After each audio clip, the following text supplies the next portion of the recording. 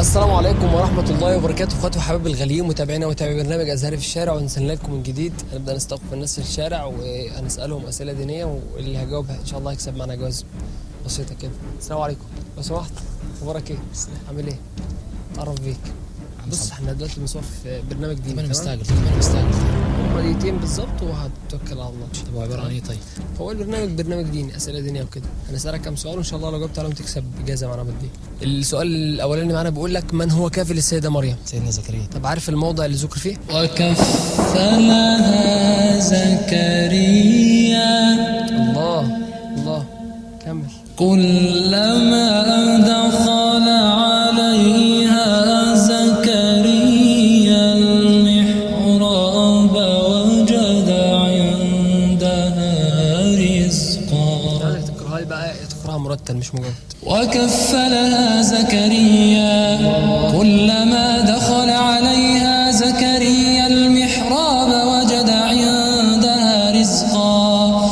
قال يا مريم أنى لك هذا؟ قالت هو من عند الله إن الله يرزق من يشاء بغير حساب. الله. طيب قول لي، من هي المرأة التي تربى في بيتها نبي وبرضه راودت النبي ده عن نفسه؟ سيدنا يوسف. لا. لا. أما إيه؟ وراودته التي هو في بيتها عن نفسه وغلقت الأبواب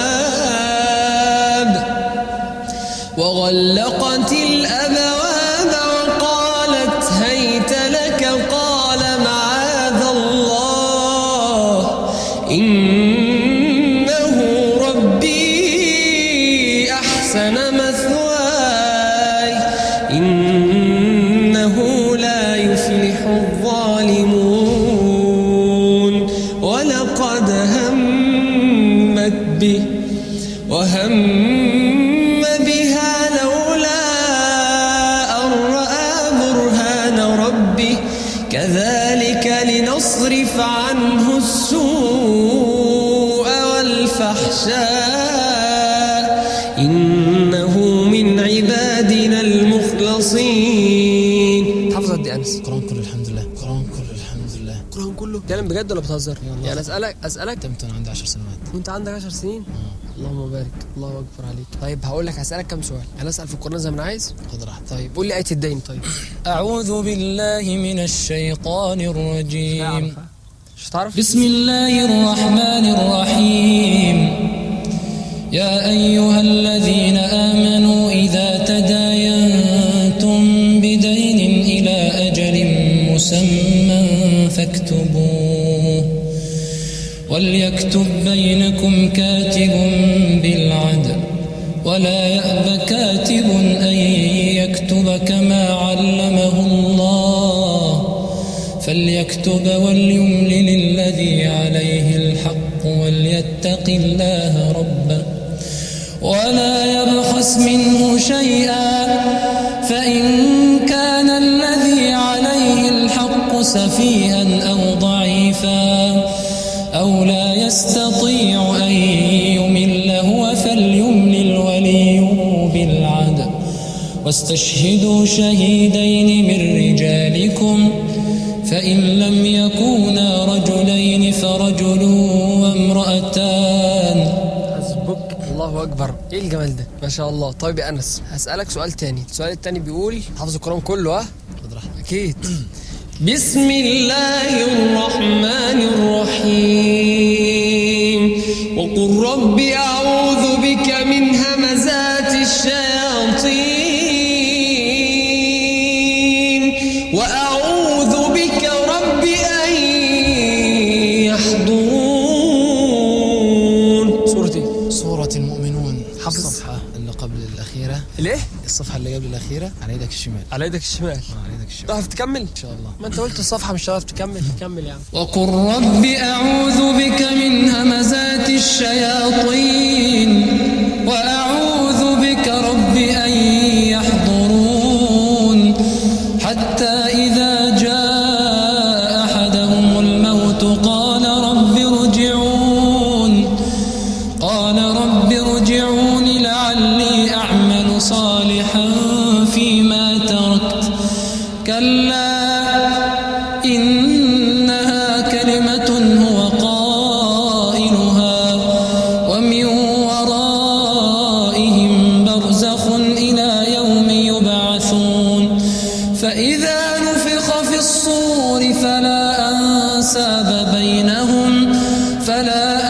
أنساب بينهم يومئذ ولا يتساءلون فمن ثقلت موازينه فأولئك هم المفلحون ومن خفت موازينه فأولئك الذين خسروا أنفسهم في جهنم خالدون تلفح وجوههم النار وهم فيها كالحون. انا استحافظ اغاني. قول لي دلوقتي يعني لو في شخص مثلا حاب نفسه يحفظ القرآن الكريم وفي اغاني في الموضوع، هل هيجتمع ده مع ده هيمشي مع ده ولا ايه القصه؟ اكيد لا طبعا، ده طريق وده طريق. طيب ايه القصه يعني مثلا؟ يعني انت عاوزني يعني اخيره؟ مش تخيره، انا مش بقول لك تخيره، انا قصدي بتكلم على حاجه معينه. انا بقول لك دلوقتي لو في حد نفسه يحفظ قرآن وهو بيسمع اغاني، هل الاثنين هيجتمعوا مع بعض وهل يكمل ازاي ولا لا إيه؟ طبعا لازم يبطل ان هو يسمع اغاني عشان خاطر يكون ذهنه في القرآن، وعشان خاطر يكون ارتباطه بالقرآن، وعشان خاطر يكون تفكيره في القرآن. لكن يعني لو سمع اغاني او مثلا قلبه متعلق بالاغاني لازم يجاهد نفسه. طبعا انا بتمنى لك التوفيق انس، الله اكبر يعني. طيب اساله فين تاني؟ انا بقول لك حافظ القرآن كله، سالته في ايه الداني اللي هي اصعب ايه ولقيته بيجاوب ما شاء الله، الله اكبر عليه. طيب انس قول لي يوم يكشف عن ساق. ده في سورة القلم اخر سطر في الصفحة اليمين.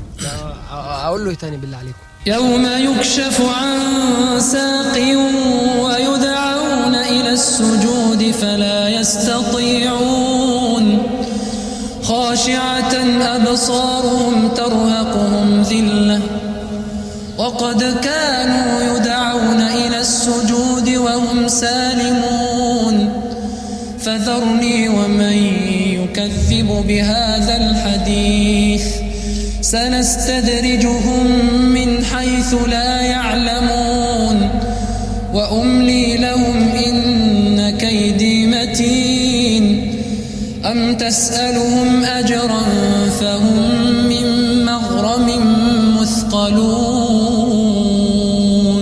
أم عندهم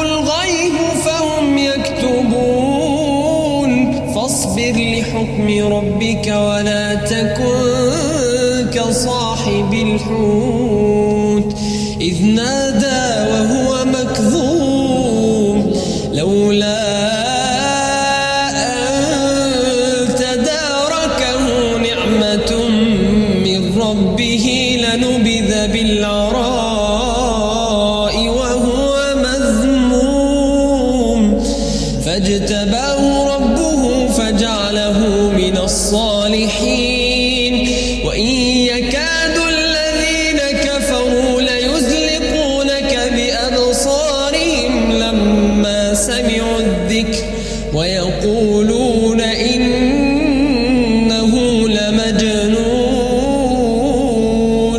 وما